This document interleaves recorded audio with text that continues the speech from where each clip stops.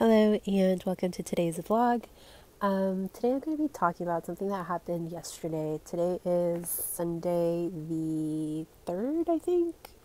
So this happened yesterday. Yesterday I woke up quite early for me. It was around 9. And normally I lay in bed for a while, sometimes up to an hour, hour and a half. And I've been experimenting with getting up and getting my day started because having active brain, active body, I've noticed that once I'm up, it can be hard to fall back asleep.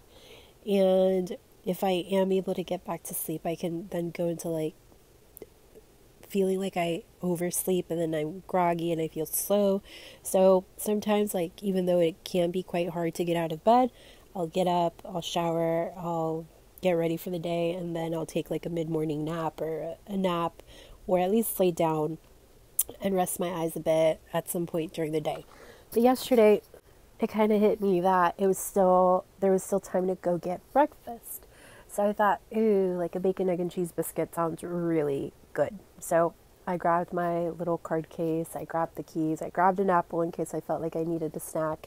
Because I used to get really freaked out in lines. Whenever I see a big line or I have to stand in a big line, it's gotten a lot better. But I'm let me just take an apple just so that I don't freak out, while I'm in line. I prep the phones with the mobile order. I took 2 phones because I could use a coupon from each one.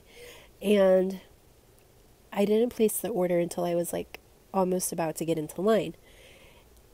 And one of the phones, the order went in really smoothly. But my phone, I put in the order and the app crashed. Now, this isn't the first time that the app has done this. It has happened before, but I've noticed this normally happens when it's just me. When I'm with my brother or with somebody else, this doesn't really happen. And as I was kind of thinking of what I wanted to talk about in this video, yesterday,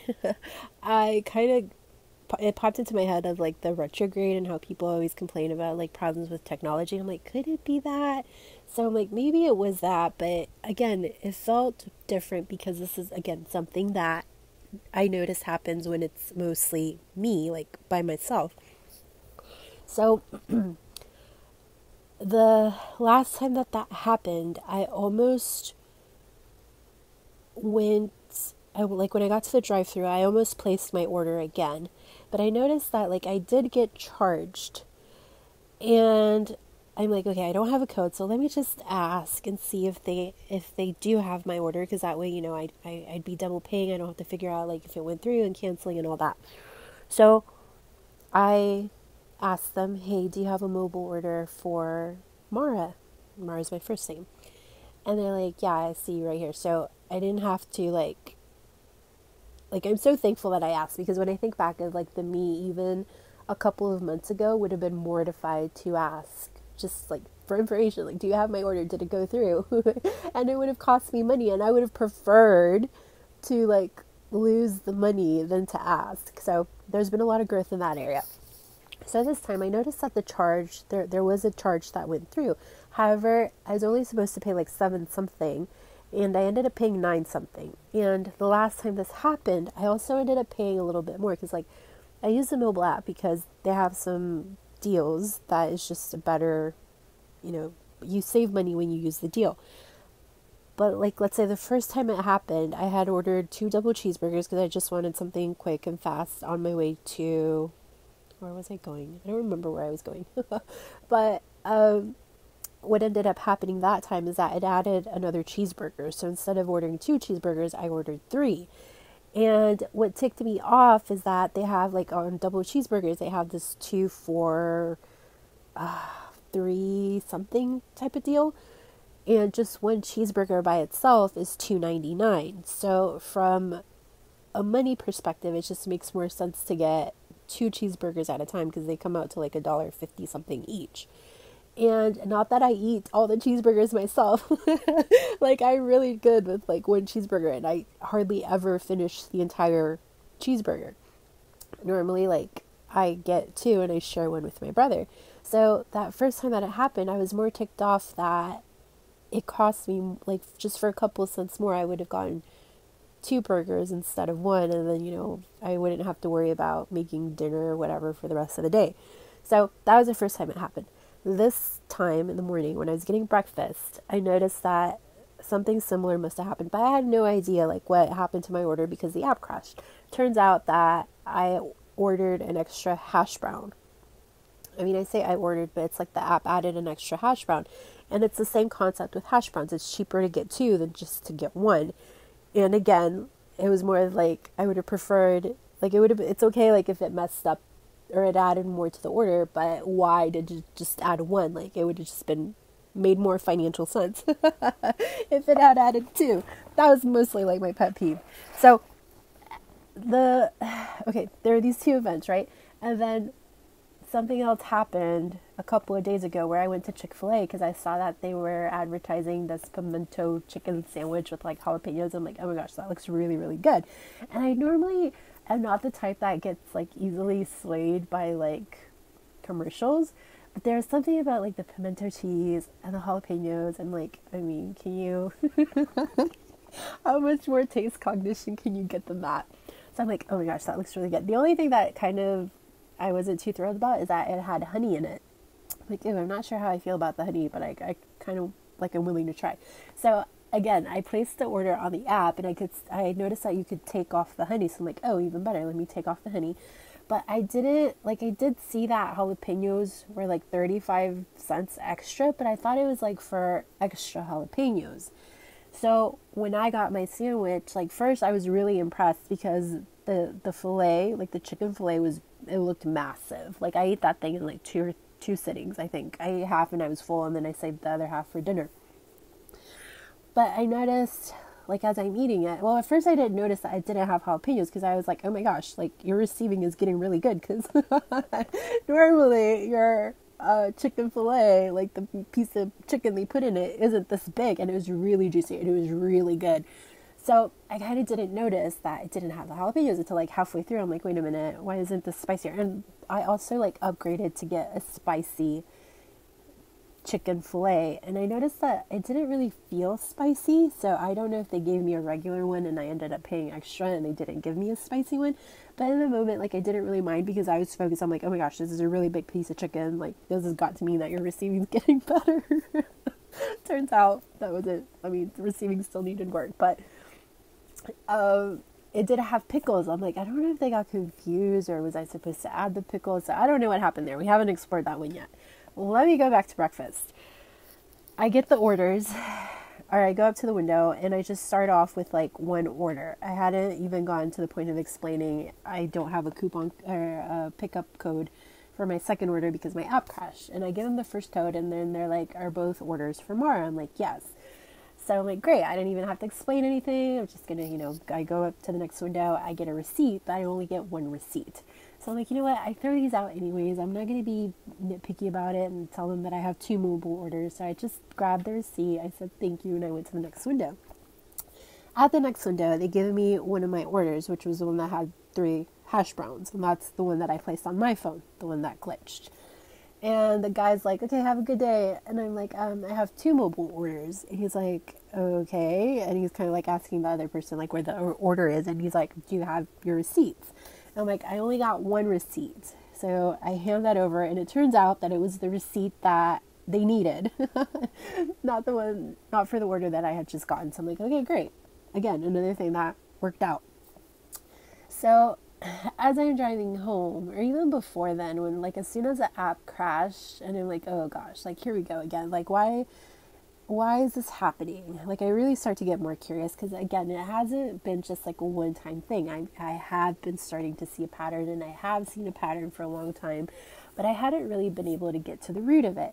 Now I want to say at least the last time it happened, I got this memory that popped into my head from when I was younger, but I kind of ignored it. Like I didn't really dig into it. And this time when my app glitched and it ordered more than what I wanted, and I ended up paying, all that. Okay. I'm like, okay, I'm really starting to get ticked off. And I feel like I want to dive deeper into this because I'm not available for this anymore. Like, it's really getting annoying. So again, I had this memory pop up. So I'm like, okay, I'm going to work with this. But I kept putting it off. And then by the end of the night yesterday, I'm like, this is the thing I want to talk about on my next vlog. And I was feeling a little bit tired. So I decided not to record this yesterday. But I did get out a notebook. I'm like, let me at least journal on this, because for some reason I felt like, don't go to sleep until like you get this out. So if you know me, like I have talked about before on how journaling tends to be like, I don't really get what a lot of people get from journaling. I feel like my thing is more talking it out. I feel like that shifts the energy more than the journaling, because being self-projected, sometimes like the thoughts come out quicker than what I can get them on paper. And some people, like when they encourage journaling, they're like, well, it's a good thing for you to slow down, or that it takes you that much time to write it down, so that it's kind of like forces you or encourages you to slow down so that you can really feel into it. But I feel like as a self-projected projector, especially with like the channel of structuring, a lot of my insights and a lot of like my breakthroughs come from what spontaneously comes out of my mouth. And that is something that is easier to tap into when I speak, because I can speak faster than what I write. And like right now, I could just feel like I'm not even really thinking about it. It's just coming out. So last night I'm like, I feel like I want to write this out. So I started writing it out, and I worked with this memory.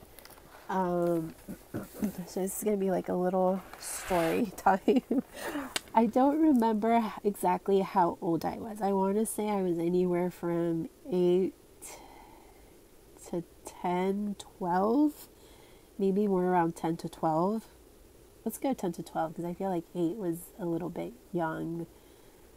But anywhere around that age. So during this time, there was going to be like this church party. And it's going to be like, I want to say kind of had like talent show vibes. And someone got the idea for a group of girls to do like this dance performance. But it's like a typical traditional Mexican dance. Which I don't know if you guys have seen, but with like the really full skirts that you grab like one end of the skirt with one hand and one end of the other skirt with the other hand, and it's like you swirl the skirt with your hands, and you do like all these different motions with the skirt, and that's part of the dance. It's kind of like a folkloric type of dance. I hope that's the right word. A very traditional form of dance. So it was a group of 6 girls, and I don't even remember, like, I don't remember my mom really asking me if I wanted to be part of it, or if I just, like, I had to be part of it. But the thing is, like, I was one of the little girls in this group of 6. Now, the dresses were, like, these floral prints. I think I still have mine somewhere. And the only difference was going to be the trim. On the end of the skirt, it was going to have a different color trim. Now, some girls got pink, I'm going to call them pink dresses, referring to the trim, and some girls got yellow dresses. Now, I really wanted the pink dress, but I got assigned the yellow dress. And I vaguely remember this conversation I had with Mom, where I was complaining about how I couldn't understand why I didn't get a pink dress. And I was so upset that I had gotten yellow. And I vaguely remember, like, she was very calm about it. It's not like she told me to, like, stop whining or anything like that. But she did say something along the lines that she would ask to see if I could change colors, but that if it was a no, we weren't going to make a big deal about it. That I was only going to be wearing the dress for a little while, and it didn't make sense to kind of make, like, a huge fuss over things, but that she was going to try. Now, part of me wanted to believe her, but another part of me felt like she was just saying that to, you know, get me to stop complaining, I guess. And it was like, bitterness is the word that comes up. Like, I do remember feeling quite angry. that like I couldn't get the pink dress. So I don't remember if I asked her, if she ever did ask. But as I was journaling this out, I wrote this sentence, like I kind of knew she wasn't going to say or ask about it, but part of me wanted to believe her and that she would. And I'm like, this is hope motivation. And I'm like, blessed be my little heart, because I think she had hopes that, she could get the pink dress. So I ended up with yellow. And the dress did have like pinks, purples, and yellows, and I would have been okay with anything but yellow. And I think I've always known that because like I have a very yellow undertone to my skin, I avoid like greens, oranges, and yellows because they just don't look good on me. Like whenever I'm wearing green, like I literally look green, and whenever I'm wearing yellow, like my skin does not do well with those colors. And I think my mother is the one that brought it to my awareness, so that could have also played a factor. But I don't know, like very yellow undertones, like I kind of have learned which colors play better to my advantage. So when I was looking into my perception of like what happened, I wrote down that the girls who got pink were all fresas, which is the Spanish term for strawberries. Now, this is kind of like a slang term, and I Googled it because like I know what it means, but like how can I explain this to people who might not understand or know what that means? So based on like a very quick Google search, it's the Mexican equivalent of a strawberry is a privileged Mexican, or I put Latino because I'm not sure if, I know I'm Mexican, so I know at least it's a thing at least in Mexico. Youth who have an expensive lifestyle, behave pretentiously superficial, and they talk in this very particular accent. So that was my perception of like all the girls who got pink were kind of like the it girls. And I get this, like if I were to find an equivalent to more of like an English pop culture reference, it would be like Mean Girls. Like all the Mean Girls, they're the ones that got the pink dresses. These were girls that, from my perspective or my perception, they were always like they had a lot of friends. They always included each other. They were always like very popular, and I always felt very left out. It was hard for me to interact with kids, people in general, but I had a lot of trouble interacting with other little girls my age. I felt like it was easier to interact with the boys because there wasn't a lot of, I guess, the projection field that I experienced. And I can see how like a lot of keynotes of being a pure individual really impacted my childhood. So that was my perception. It's like all the girls who got pink were these strawberry girls, that always got what they wanted, and I wasn't one of them. So the next thing I wrote down as I was journaling is that in my mind, the color pink was superior or better than yellow because one, it was prettier. I looked better in it. And it was kind of like a status symbol, I guess, in my mind is what I wrote down. Another thing that I wrote is that I didn't get to choose the color. It's like I got assigned a color. And as a self-projected projector, incarnation cross, left angle of the alpha 2 type of vibe, this not being able to choose, taste, cognition, markets, environment, I feel like for me, being able to choose is important. And okay, the other thing I wrote down is that the girls who got pink were better than me and they got what they wanted. Now, I also made a list of like what I didn't know. I didn't know who picked the colors, why or how they assigned them.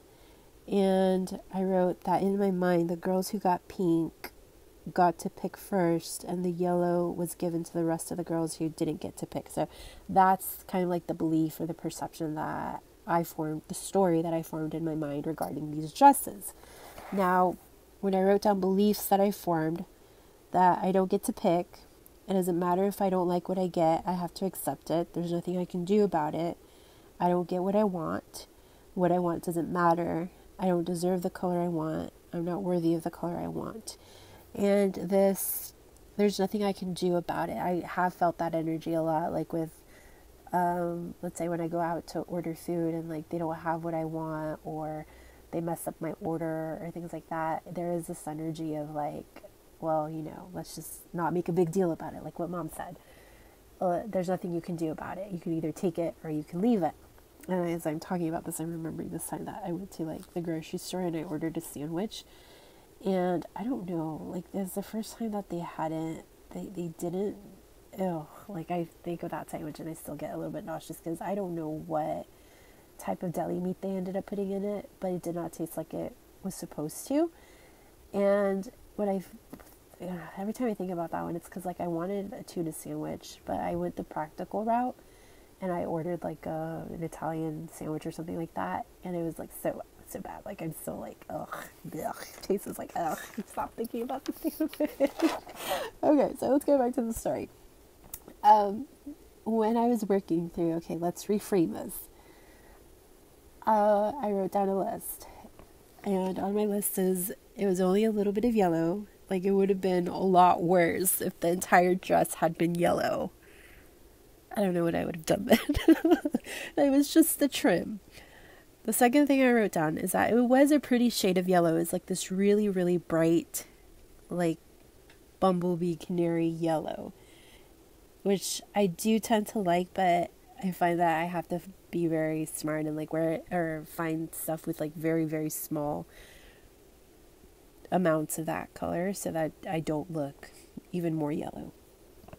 The other thing I wrote is that yellow drew more attention than pink. Mom was right. Like I only had to wear it for a little while, and then I can change out of it. The color had no impact on my value, worth, unless I gave it that power. I was just as valuable, important as the other girls. I just didn't know it. I wanted to fit in with the strawberries, but it was the wrong environment. And back then I didn't know that rejection was redirection. So after writing this out, I worked with my inner child and I showed them compassion. I said to them, I'm sorry about like all of this stuff. Like, I'm so sorry you didn't get the color you wanted. I'm sorry you didn't get to choose. I'm so sorry nobody asked you what you wanted. I'm so sorry that you thought the other girls were better than you, and like this long list. And I really sat with her and said, I'm so sorry. Please forgive me. Thank you. I love you. So as I was going through this process, like there came this point where like I'm really tuning into like how she's looking, like how is she receiving this. And there came a point, that's the cutest thing ever. There came a point where she looked like really, really happy, and she yelled out, like literally yelled out, I am worthy of all of my desires, with like her arms wide open and like really, really feeling it. And to me, like that is such a sign of like how much I've grown, because let me tell you, the amount of inner child work that I had done in the past, and I just was not able to get her to connect with me. She wouldn't even look at me. She wouldn't talk to me. Like I knew she heard me. I knew she knew I was talking to her, but she would not acknowledge me. That's how disconnected I was from my inner child and from myself and from my G center. So to be able to witness her so happy and yelling out like, I am worthy of all my desires, like really, really, really believing it, really, really feeling it, I was so proud of her and so proud of me. And then the other thing she yelled out was, I'm going to rock this yellow dress so much they're going to wish they got yellow instead of pink. Oh, I'm not so sure what her, motivation behind this was, but I want to say, it was her, that little rebellious spirit of like, I am going to make this, like the best thing ever. Turn this around, like really make the most out of this dress, make the yellow like no big deal, rock it to the point where like they're going to wish they got to wear yellow. And then a few more things that she said is, I look good in yellow. You can't hold me back. I get the best of the best. I get things exactly as I want them, or even better than I could have imagined. People love to please me. People, life, and love are on my side. So that was like, that's when I really, really felt the shift. And there were, compared to like other times, I felt like this was a very fun experience. Like she was happy, like she was like, I got this, like it's okay, like I didn't get pink, but that's okay, you know, we're gonna turn this around. And it's like she really got that her value, her worth didn't come from like not getting to choose a color or comparing herself to these other little girls that from her perspective, you know, she had put up on a pedestal, I had put up on a pedestal. And I do notice how like this is a pattern that has played out a lot through my life, putting other people above me and comparing myself, and that really has impacted my confidence and my self-worth. So the last couple things that I wrote down as I was journaling is that my little girl, my inner child, came up to me and hugged me, and she said, "Thank you for helping me heal this."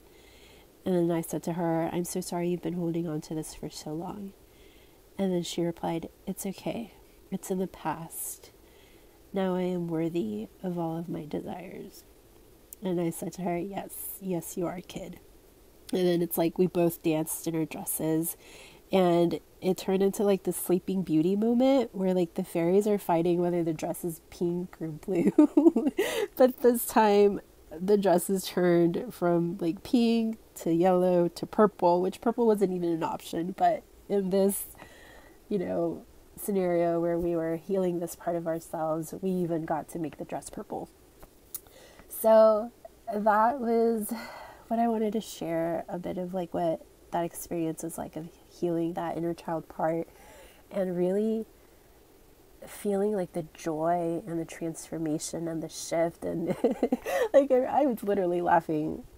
It was probably like 2 a.m, and as I was writing this out, like we really had this moment where we really connected, and I was just so blown away by how my inner child was able to like shift that experience. So we're gonna see you know, how this ripples out into my life, but like I said, I do feel like the shift in my energy, in my inner child's energy, and I'm super excited, and it feels good. It feels really, really good. So, okay, that's what I wanted to share. I hope that this has been helpful. If you would like help in reframing or healing a part of you that maybe you feel like you've been struggling with, or that has been impacting your life recently or has been triggering, I would like to invite you to book a root cause session with me. I really do love this work. I'm finding that I've really been enjoying it, and I love seeing the transformation that can take place just from one session. So that's an option if you'd like support in that. You can find more information on my website, www.giniesalcedo.com. I'm going to put the information down below as well. And you can also find information on my Instagram page, and you can follow along my journey there. My handle is @GinieSalcedo. And yeah, that's it for this one. Is that it? Yes. That's it for this one. Thank you so much for listening, and I will talk to you later.